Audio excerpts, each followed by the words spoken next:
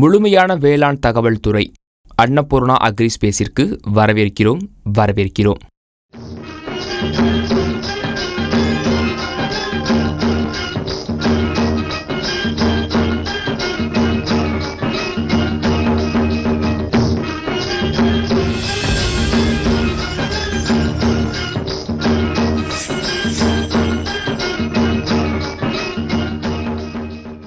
இந்த பிரிவில் இன்று நாம் கால்சியம், மெக்னீசியம், சல்பர் போன்ற இரண்டாம் நிலை ஊட்டச்சத்துக்கள் பற்றி பேசுவோம். தாவரத்தின் எந்த கட்டத்தில் மற்றும் எந்த அளவு ஒரு தாவரத்தின் வாழ்க்கையை 3 நிலைகளாக பிரிக்கப்பட்டுள்ளது. வளர்ச்சி நிலை, பூக்கும் நிலை மற்றும் பழம் தாங்கும் நிலை. நைட்ரஜன், பாஸ்பரஸ் மற்றும் பொட்டாசியம் போன்ற முதல் ஊட்டச்சத்துக்களை எவ்வாறு பயன்படுத்துகிறோம் என்பதை முந்தைய பகுதியில் ஏற்கனவே கற்றுக்கொண்டோம். இந்த விளக்கப்படத்தை இப்படி வைத்துக்கொண்டு இந்த இரண்டாம் நிலை ஊட்டச்சத்துக்கள் அவற்றுடன் எவ்வாறு பயன்படுத்துவது, இந்த முதல் ஊட்டச்சத்துக்களுடன் இரண்டாவது ஊட்டச்சத்து எவ்வாறு பயன்படுத்தப்படுகிறது, இதை நாம் இப்போது அறிவோம். முதல் கட்டத்தில் நைட்ரஜன் அளவு அதிகமாக பயன்படுத்த வேண்டும். பாஸ்பரஸ் மற்றும் பொட்டாசியம் குறைவாக பயன்படுத்த வேண்டும். நைட்ரஜன் வளர்ச்சிக்கு உதவுவது போல் மேக்னீசியமும் தாவர வளர்ச்சிக்கு உதவுகிறது. அது மட்டுமின்றி நாம் பயன்படுத்தும் நைட்ரஜனை செடிகள் நன்கு உறிஞ்சு கொள்ளும் திறன் கொண்டது. இந்த மெக்னீசியம் பயன்படுத்தப்படுகிறது. அது மட்டுமின்றி நைட்ரஜனையும் தூண்டுகிறது. அதனால்தான் வளர்ச்சி கட்டத்தில் நாம் மெக்னீசியத்தை அதிக அளவு பயன்படுத்த வேண்டும். அதன் பிறகு கந்தகம். இந்த கந்தகம் பூக்கள் உதிர்வதை தடுக்க, நோய் தடுப்பு சக்தியை அதிகரிக்கவும், பூச்சிகளை தடுக்கவும் இது மிகவும் பயனுள்ளதாக இருக்கும். மீளுருவாக்கும் சக்தியை அதிகரிக்க இது அதிகம் பயன்படுத்தப்படுகிறது. அதனால்தான் கந்தகம் என்கிறோம். இரண்டாவது கட்டத்தில், அதாவது பூக்கும் நிலையில் இதை நாம் அதிகமாக பயன்படுத்த வேண்டும். இப்போது கால்சியம்.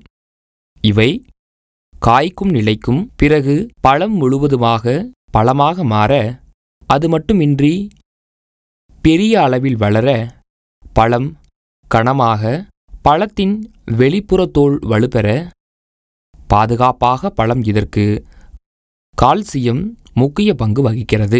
எனவே பழங்கள் காய்க்கும் 3வது கட்டத்தில் கால்சியத்தை அதிக அளவு பயன்படுத்த வேண்டும். இப்போது இது பற்றி தெளிவு கிடைத்துள்ளது என்று அர்த்தமா?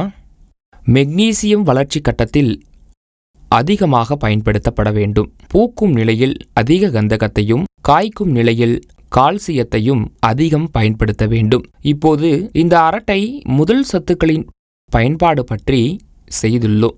இரண்டாவது சத்துக்களில் எந்தெந்த சத்துக்கள் உள்ளன, அவற்றை எவ்வாறு பயன்படுத்துவது என்பது பற்றி நாம் அறிவோம். முக்கியமாக மெக்னீசியம் சல்ஃபேட் வடிவில் கிடைக்கிறது. MgSO4 கிடைக்கிறது. ஒரு ஏக்கர் வயலில் நாம் பயன்படுத்தும் முதல் சத்துக்களில் பாதி அளவு இரண்டாம் நிலை சத்துக்களையும் பயன்படுத்த வேண்டும் என்று நான் உங்களுக்கு முன்பே சொல்லியிருந்தேன். அதாவது 50 கிலோ யூரியாவை பயன்படுத்தினால் 25 கிலோ மேக்னீசியம் சல்ஃபேட் பயன்படுத்த வேண்டும். 25 கிலோ கால்சியம் நைட்ரேட் பயன்படுத்தவும். கந்தகத்தை பற்றி பேசினால் 80 முதல் 90% என்றால் 80 மற்றும் 90% கந்தகம். சந்தையில் கிடைக்கும் 3 முதல் 4 கிலோ வரை பயன்படுத்த வேண்டியுள்ளது. இப்போது வளர்ச்சி நிலையில் நைட்ரஜன், பாஸ்பரஸ் மற்றும் பொட்டாசியம் போன்ற முதல் கட்டத்தில் இந்த மெக்னீசியம் சல்பேட்டை பயன்படுத்துகிறோம். அதனுடன் மெக்னீசியம் சல்பேட் 25 கிலோ பயன்படுத்த வேண்டும். இல்லையெனில் முதல் கட்டத்தில் 15 கிலோ மெக்னீசியம் சல்பேட்டையும், இரண்டாவது கட்டத்தில் 10 கிலோ மெக்னீசியம் சல்பேட்டையும் பயன்படுத்த வேண்டும். இதையும் இப்படியும் பயன்படுத்தலாம். ஏனென்றால் இரண்டாம் நிலை ஊட்டச்சத்துக்களின் ஆயுட்காலம் என்பது நீண்டது. அவை உப்புகளாக மாறாது. இது மட்டுமின்றி முதல் சத்துக்கள் மற்றும் சுவடு உலோகங்கள் எந்த வேலையும் செய்யாமல் அப்படியே இருக்கும். சுவடு உலோகங்கள் மற்ற செயல்முறைகளில் ஈடுபடாமல் இருப்பதற்காக முதல் ஊட்டச்சத்துக்கள் அவற்றை அடக்குகின்றன. இந்த மைக்ரோ மெட்டல்கள் முதன்மை ஊட்டச்சத்துக்களையும் அடக்குகின்றன. அதனால் அவர்களது வாழ்க்கை செயல்முறைகளை மேற்கொள்ள முடியாது. ஆனால் இடையில் உள்ள இரண்டாவது சத்து இந்த வேலையை நிறுத்துகிறது. இதன் காரணமாக யாராக இருந்தாலும் வாழ்க்கை என்பது வேலைக்கான பாதை, அது சரியாக நடக்கும். அதனால் இரண்டாம் நிலை ஊட்டச்சத்துக்களில் மற்ற பாதி இந்த செயல்முறைகளை நிறுத்துகிறது.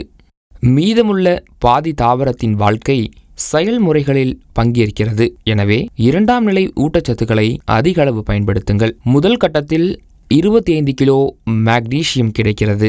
இரண்டாவது கட்டத்தில் 80 முதல் 90% வரை கந்தகம் கிடைக்கிறது. அதாவது 80% அல்லது 90%. அவை 3 முதல் 4 கிலோ பயன்படுத்த வேண்டும். மூன்றாவது அல்லது பழம் தரும் கட்டத்தில் கால்சியம் நைட்ரேட்.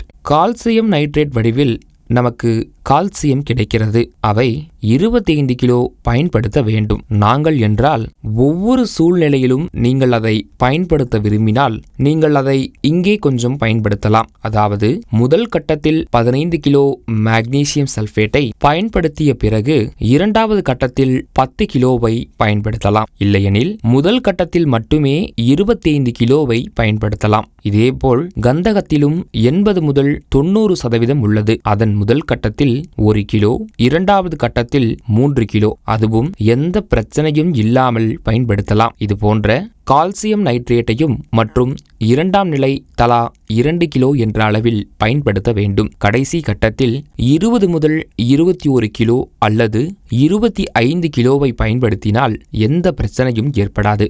இவற்றை நம் வசதிக்கேற்ப பயன்படுத்த வேண்டும். சிறிது இங்கேயும் அங்கேயும் செய்யும். ஏனென்றால் அவை நீண்ட ஆயுட்காலம் கொண்டவை. மேலும் அவை உப்புகளாக மாறாது.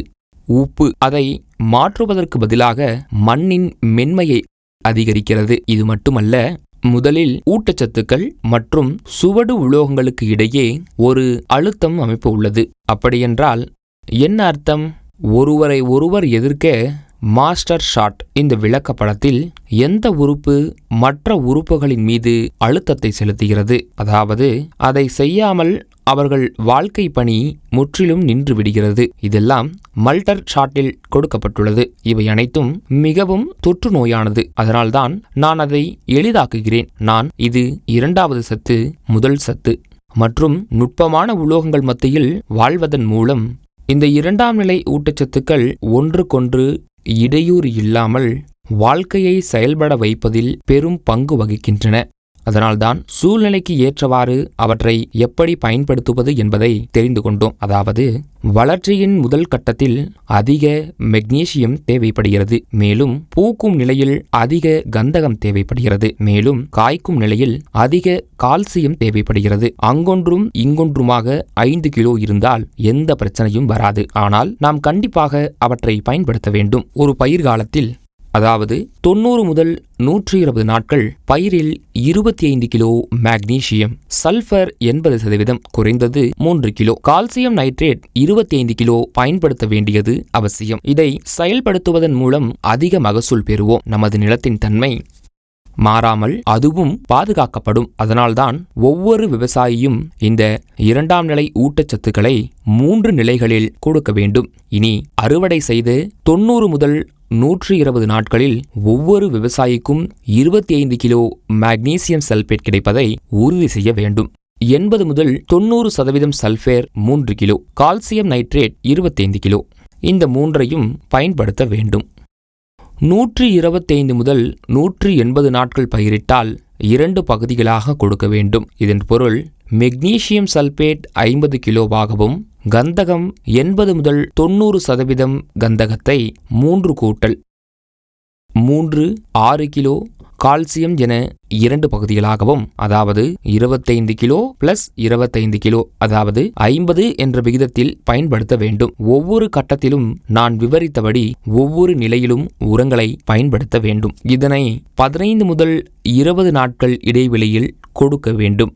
எனவே தாவரத்தின் வாழ்க்கை சுழற்சியில் இந்த இரண்டாம் நிலை ஊட்டச்சத்துக்களின் பங்கு 3% ஒவ்வொரு விவசாயியும் மண் கண்டிஷனர், கால்சியம், மெக்னீசியம் மற்றும் கந்தகம் ஆகியவற்றை பயன்படுத்துவது கட்டாயமாகும். இனிமேல் இந்த 2ஆம் நிலை சத்துக்களை நீங்கள் பயன்படுத்துவீர்கள் என்று நம்புகிறேன்.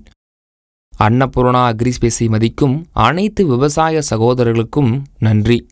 இந்த அன்னபூர்ணா அக்ரிஸ்பேஸ் சேனலில் நீங்கள் மற்றும் எங்களுடைய அறிவிப்புகளை பெறுவதற்கு பக்கத்தில் உள்ள பெல் ஐகானை அழுத்தவும். இது மட்டுமின்றி உங்கள் கேள்விகளை கீழே உள்ள கமெண்ட் பாக்ஸில் நீங்கள் பதிவு செய்வதன் மூலம் உங்கள் கேள்விகளுக்கான பதில்களை பெறுவீர்கள். நீங்கள் தெளிவுபடுத்தினால் சந்தேகம் இல்லை என்று தெளிவாக கூறுகிறீர்கள். இதன் மூலம் தங்கள் பயிர் பிரச்சனைகளை எழுதி கமெண்டில் அனுப்பி வருகின்றனர். இந்த கருத்துக்கள் அனைத்தும் எனக்கு பிடிக்கிறது. அதே சமயம் நானும் பதில் சொல்கிறேன். அதே போல ஒவ்வொரு விவசாயிக்கும் எந்த பொருளை எந்த அளவு கொடுக்கணும்னு சொல்லிட்டு இருக்கேன்.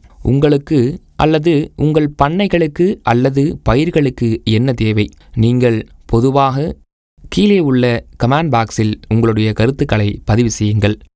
உங்கள் கேள்விக்கு